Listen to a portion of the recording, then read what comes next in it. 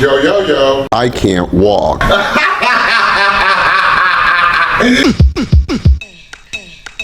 Political commentator Dave Rubin made an appearance for the first 2 hours of a recent episode of the Whatever podcast. Like, what is your political label? Fascist. I'm definitely Obviously. a fascist. Right-wing extremist. I mean, well, Right-wing everyone, extremist. I've gone very hard on the woke, and I was one of the first people calling out woke stuff like a decade ago before the phrase woke was around. And I've always considered myself liberal in the true sense of liberalism, which is about free speech and individual rights and limited government and that sort of thing, which now is more thought of as libertarian. But I mean, I'm gay, married. I would say I'm begrudgingly pro-choice. Who did you vote for in the last election? I voted for Trump last time. And the one before I voted for Gary Johnson, who was the pothead libertarian. The libertarian. Yes. So, Off and on for 4 of the 5-hour-long show, this hooker named Lexi and this chick named Aaron took issue with Brian, the host, over his response to this super chat. Workers, why do you want men to respect you when you don't respect yourselves? Do they want men to respect them, though? I feel like you kind of forfeit that. You forfeit the possibility of men respecting you when you become an SW. Generally speaking, I would say most men do not want to have long-term relationships with women who are involved with sex work. Lexi couldn't make any valid arguments against it, so she went on a rant about society's lack of respect for prostitution, which led her to proclaim her parents support her chosen profession. At the end of the day, my parents are happy with what I'm doing. My parents support me with what I'm doing. My grandparents, my uncle is probably watching this right now, so I'm not hurting anybody. I'm not That's hurting not what I'm myself. saying. But your parents, My parents support you doing prostitution. My parents are happy with the way I'm living my life. They are? Lexi then went on to brag about the financial independence that prostitution gives her. I guess this inspired Dave Rubin to say this goofy shit in response to what she said. By the way, people prostitute themselves for a lot of other stuff besides sex. You know what I mean? She's not. Yeah. No, I didn't mean that. I didn't mean that towards you. I mean, like, trust me, I come out of the world of politics. Like, people sell out and do anything for money and say what they believe, and then they act contrary. So, like, Dave, you know. The fuck is he talking about? Brian was still in shock that Lexi's parents support her sex work, so he tried to get a second opinion from the quiet girls on the panel, but it turned out this chick has a sister who also does OnlyFans and turns tricks on the weekend, and her father also happens to support that shit too. How about that? But so you're saying your father, your cousin, she's a sex worker. No, my sister is a sex worker. Your sister's a sex worker, and your father is cool with it. My father does. Yeah, he's cool with it. You know why he's uncomfortable disavowing or shaming it or feeling like it's brought dishonor is because the current social climate that we're in is very liberal, it's very progressive, and if you take a stance on any of this shit, you're gonna get the brunt of the current social climate and be so. I think Brian's comment about liberals made Dave feel some type of way. So for the rest of his time on the show, I feel like Dave argued in bad faith on this issue. Later on in the discussion, Mary asked Dave a question that he seemed to have a lot of trouble answering directly. I want us to hear Dave's perspective as the only parent on this panel. People are not. Would you be okay with your children, hold on. even though they're very young now, would you be okay with either of your children becoming sex workers? No, well, of course, my preference would be no. And again, I don't mean to, it's weird to have two people here that obviously seem like great girls, so I'm not making this about you guys at all. So the preference, I think, for every parent would be no, but I think what your dad is probably saying about your sister is she's out there making a living for herself. I assume she doesn't live with them, like she's got her own place. Yeah, she's she like has doing her own place, thing. Like, she has her own I get car, that it's not ideal in that in a certain sense of living, but you know, life is about figuring out, there's a lot of people that are going to live on the margins, and you gotta kind of figure out ways that can work as a society. Okay, but tell us why your preference is no. No, because as I said, as I said to them, like at some point, I bet if I was to ask either one of you, at some point you probably want to meet a guy that you'd really fall in love with and like be with him and have kids and have a family and everything else. They may not be quite there yet, so it's just sort of it's a step of getting to somewhere that you want to be. I'm not sitting here selling sex work at all, but I think it's a little hypocritical in a sense that virtually everyone watches porn, everyone does whatever they do with Nope. Yeah. A lot of I did. Well, No, I'm not talking about anyone at this table. I'm talking about, like, isn't it something like 70% of the internet traffic is porn, something like that? Like, everyone is using all of this stuff or being part of it to some extent, and then, like, looking at the people that are openly part of it and trying to explain what their life is and giving them shit for it. It just seems incredibly But Dave, ironic. like, I want to dig into why you're saying your preference for your children is for them to not Well, I'm do sex saying the same thing for them. I think ultimately, if she met the greatest guy tomorrow and was like, I want to take care of you, I want you to be the mother of my children, blah, blah, blah, I suspect you would think that would be a better choice. What do prostitutes finding love later in life and the percentage of the world's porn consumption have to do with Dave Rubin not wanting his kids to become sex workers? Inquiring minds want to know. Aaron tried to save Dave by elaborating on the percentage of the world's porn consumption point. I think he was saying, like, your actions speak louder than your words, and if you are ardently speaking out against porn but then consuming it, that's like a massive contradiction, for one. And then two, if you say that you're anti-sex work but then you are supporting OnlyFans models or you are consuming pornography, paying and like putting money towards it,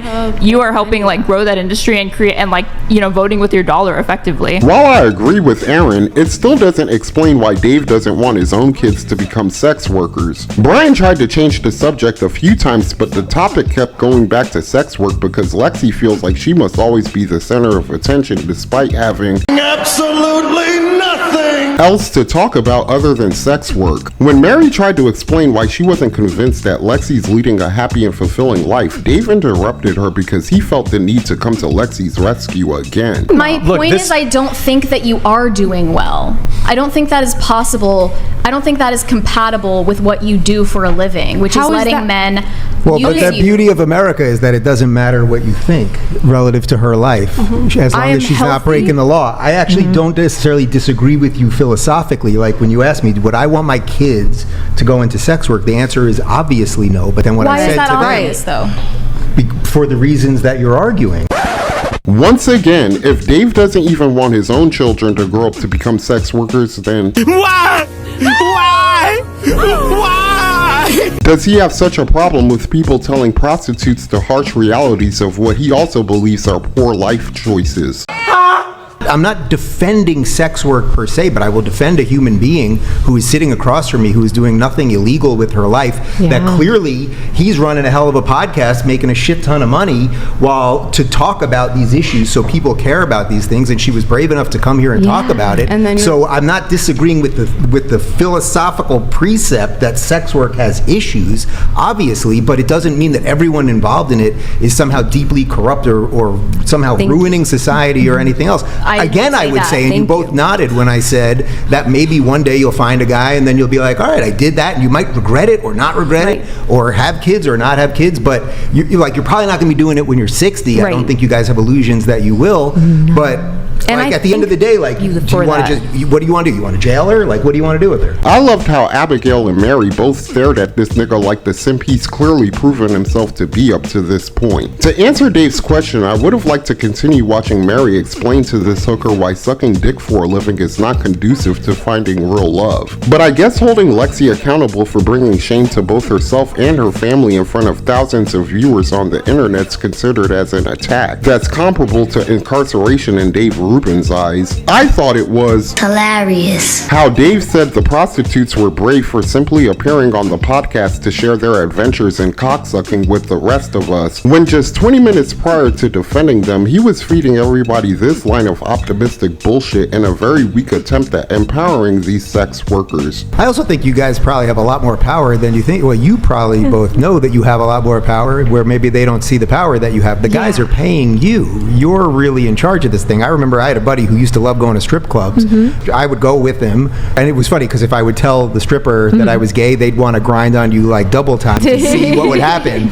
So, and like physical contact is nice, so that was fine. But like, I would always think like sort of normal way to think about it was somehow the girl was disrespecting herself and she's out of control and blah blah blah. But it's like the girl was usually they were earning money to go to college or something. Blah blah blah. Both of you seem like you have a good head on your shoulders, and at if I had to guess, like at some point you probably will be out of this line of work and you'll probably find a guy and you'll probably have kids. So? Yeah, you will. Like that's kind of how life works. Like life, you don't just stay in the same mental or physical state, and I think or spiritual state forever. And you'll look back and you might go, maybe some of that wasn't great, maybe some of it was. But if you're saving some money now and like doing something that gives some people pleasure, like I get why people can be all judgy about it, Right. but I think you guys are gonna be fine. First of all, strippers don't get paid because they hold power over niggas. Stupid. Strippers get paid to pretend to like niggas by dancing, grinding, and sticking glitter all over their clothes. In the nude. Bucket naked. You can see they public hairs. That's not power, that's a transaction. Dave Rubin must be out of touch on this issue if he still believes women are turning to sex work to pay for college, because I promise you the last chick I heard of who did sex work to pay her college tuition was Diamond from that movie The Players Club way back in 1998, and she was a fictional character. I float for chicks wishing they ain't have to strip to pay tuition. I see your vision, mama. What cemented Dave Rubin as a simp in my eyes was when he lied to the hookers and told them that they'll find love after they retire from selling ass. Towards the very end of the podcast, Brian broke a news flash on body count that disqualifies both of these 304s from consideration for long-term relationships with most men. Newsflash, men care about body count. It's totally valid for a guy to care about body count. I care about body count. I would not want to date or even sleep with a woman who had a high body count. What's a high body count? I'd say over 10, you're getting into high body count territory. I think. This prostitute reminds me of Donna's mom from that 70s show, so I'm gonna call her Midge. I jumped out of a cake once. I could tell Midge was broken A long time ago. because she had no shame in disclosing her body count after more than a decade of having unborn children ejaculated into and or around her mouth. I'm not hiding. I've been doing this since I was 21, so I would guess 1,000. 1,000 plus? Yeah. Okay. I guess so. Sure. So with that being said, even Midge knows her chances at finding love are about as slim as Cassidy losing to a lame rapping. Me losing to a lame rapping is like you wipe your butthole and your nose with the same napkin. The shit's not happening. As the conversation continued, Dave Rubin went on to say what inspired me to make this video. Well, the question is, do you want to institutionalize or criminalize your morality? So again, I'm not defending sex work, but like ultimately, do you want to put them in jail? Like, what do you want people to do? No. People who are Right. prostitution is the oldest business in the history of the world, so it's going to happen one way or another. I can also make partly the other argument, which would be that I do smoke weed every now and again. I used to smoke a lot of weed, but I smoke weed maybe once a week for like 5 minutes to watch The Simpsons and go to bed. But the more weed has become legal, I actually do see it as a problem, because if any of you guys have been to New York City lately, the city has completely fallen apart because it stinks like weed everywhere because everyone's stoned everywhere. Or go to San Francisco or even out here in Santa Barbara, like it smells like weed everywhere. Over time, that's not good for society. So I can make a sort of counter argument to it.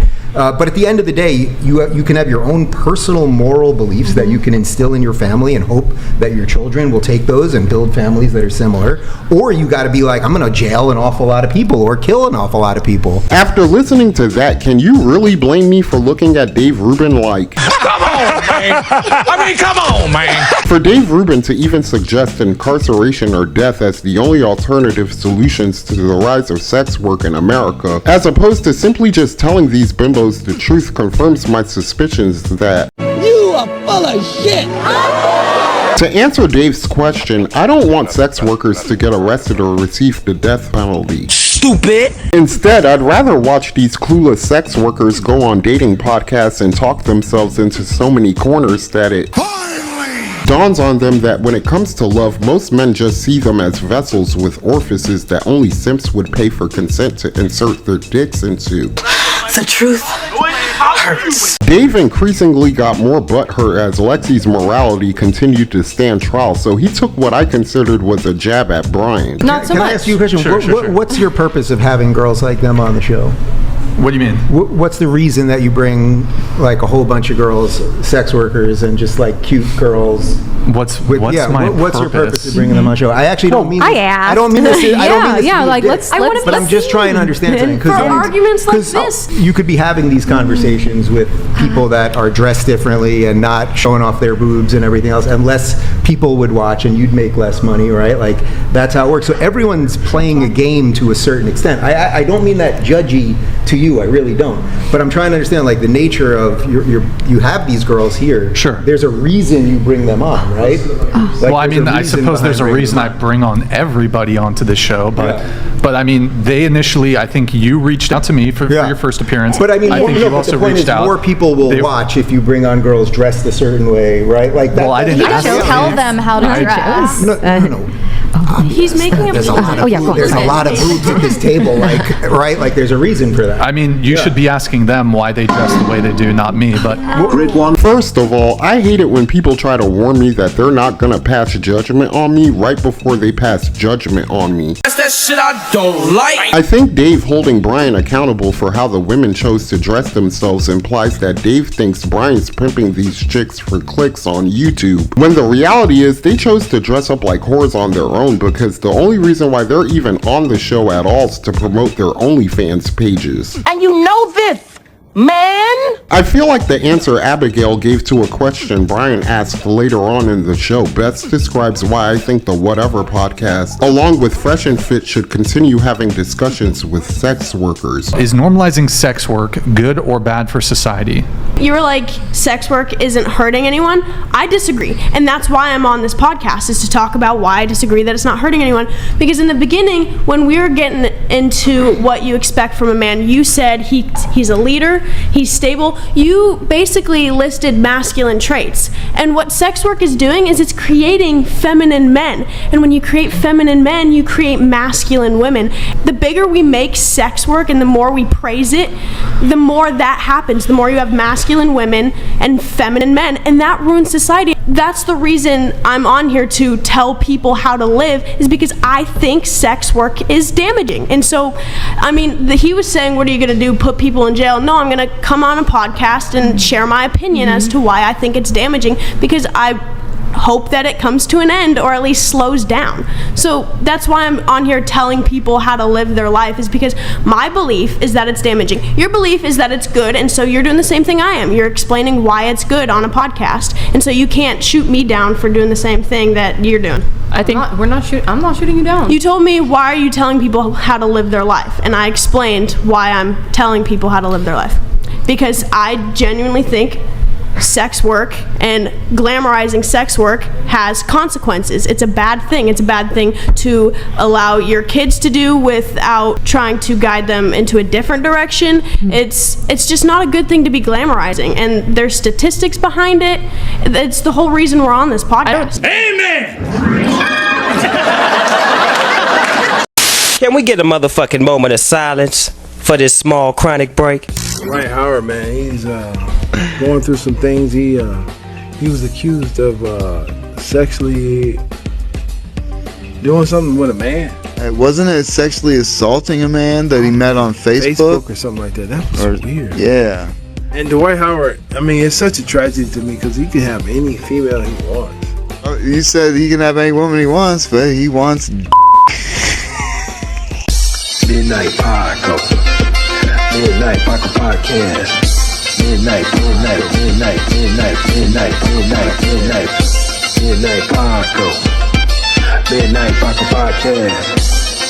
Podcast.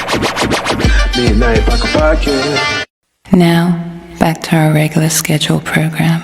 I'm not a smart man. But I'm smart enough to know that if your daughter grows up to become a sex worker, that you failed her as a parent. He ain't lying. I remember a long time ago. If a daughter was warned on numerous occasions throughout her puberty and adolescence to not do the one thing women could do that can bring eternal shame to her last name, and that slut still decided to become a whore against her parents' wishes, then that family had the right to cut ties or disown that child if they chose to do so. Parents can no longer threaten their daughters with that option anymore, which leaves girls thinking there's no consequences for choosing to suck dick for a living. So instead of growing up to explore other career options only to find out the hard way that they absolutely suck in the workforce and must resort to sex work out of sheer necessity, in 2023, young girls are aspiring to become sex workers the moment they turn 18. Dave Rubin sat across a table from two prostitutes and a girl with a sex worker for a sister who claimed their parents approved their children's career choice to turn tricks for a living. Personally, I don't think their parents actually approve of any of this shit at all. I think political correctness forces them to feel like they have no choice but to accept their daughter's decisions to sell their souls for lust and profit. That's so very, very sad. Dave Rubin could have helped these prostitutes understand why most men find them undesirable for long-term relationships if he only explained to them why he wouldn't want his own children to become sex workers. Instead, he exposed himself as a simp when he rushed to Lexi's defense because he misinterpreted Brian, Abigail, and Mary's attempts at telling Lexi the truth about her chosen profession as them trying to hurt her Feelings! Feelings!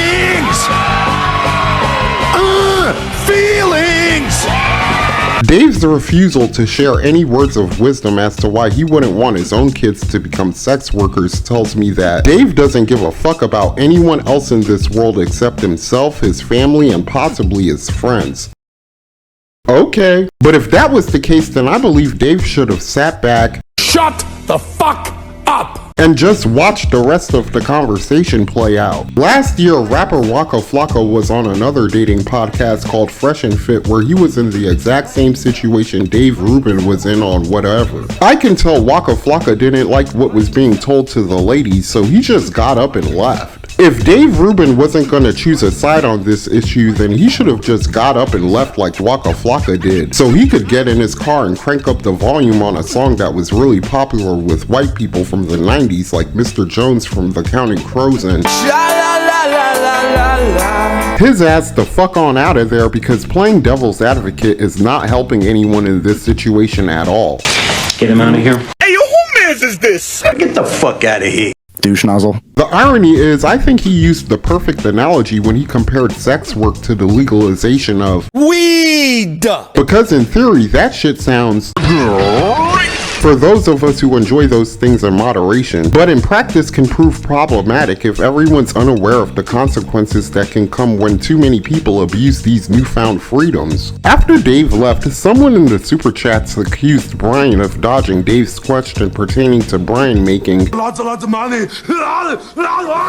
dunking on whores regularly on the show. Money. What the heck is wrong with you? Champion of the world. Aaron shared her synopsis with Brian of what she thought Dave meant by his comments that I can't argue against and completely agree with. I think he felt that you were being, I guess, kind of disrespectful to them, and he was saying that, like, you're being somewhat hypocritical too, because he was saying you benefit from sex workers existing because you bring them on your platform and you get to have discussions about it. You get to put beautiful women in your thumbnails, and that you financially profit from that by having this show where people can donate super chats to you, and it's all because the women are pissing them off. That's why people donate to you. And I think like half of what the super chats are is to talk shit about the women. And the whole conversation originated at I would not date a sex worker. Because I would not date a sex worker does not preclude me from inviting sex workers onto my show. I didn't think he criticized you for having the conversation. I think he was criticizing the fact that you said sex work is bad for society.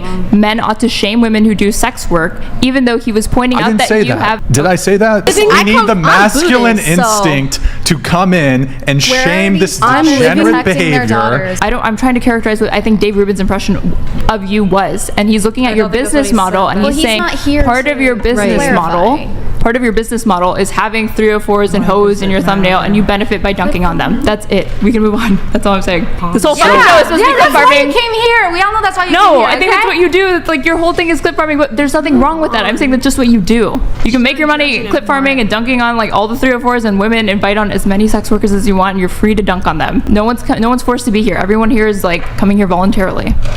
You just saying it's hypocritical that you say it's bad for society, you benefit from it in like a roundabout way. Again, I can't argue against any of the points Aaron made on Dave Rubin's behalf, but at the end of the day, I don't give a fuck that Brian profits off the shame 304s bring upon themselves on his podcast. Why? Simps and sex work have become full-blown problems in America that's getting worse with each passing day, and clearly nobody gives a shit, because I think everybody's too busy buying pussy and jacking off to do anything about it right now. And that's the truth, with some cheese on it. There ain't no meatloaf between these buns. I feel like 304s today are possessed by some sort of dick devil that makes them use sex to extract as many resources as they possibly can get out of the simps that modern feminism continues to create. The only platforms I've seen on social media that's even willing to address this problem are dating podcasts like Whatever and Fresh and Fit, who turn women's lack of accountability into holy water against them to publicly exorcise the demons out of these chicks. The power of Christ compels you! The power of Christ compels you! I know I made this video really long, so I'll just end it on this note. If sex work continues to rise at the trajectory it's at today, over 60% of Generation Alpha will be mothered by whores, whether we want to admit it or not. Is that the world you want to live in? No! And that's all I have to say about that. If you enjoyed this video, hit the like button, please subscribe, and tell me what you think in the comment section below. Peace. I'm Audi 5000. Those who wish to follow me, I welcome with my hand. Thank you for being a friend. And those are my thoughts for this video. But then again, what do I know? I'm just an old crippled bastard. Ooh, ooh, ooh, ooh. I ain't too proud to beg for your money, so like, share, and subscribe.